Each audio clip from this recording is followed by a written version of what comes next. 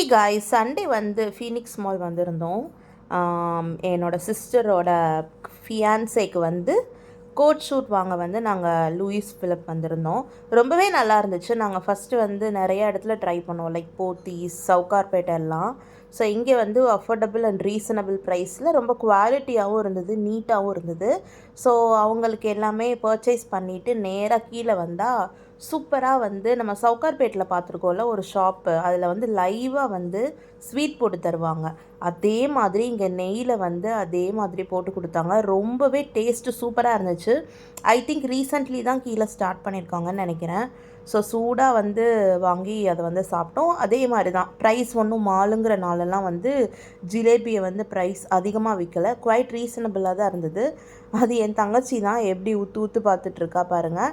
So சூப்பராக purchase பண்ணிவிட்டு சுட சுட அங்கே லைவாக சாப்பிட்டுட்டு வீட்டுக்கு கிளம்பிட்டோம். Bye guys.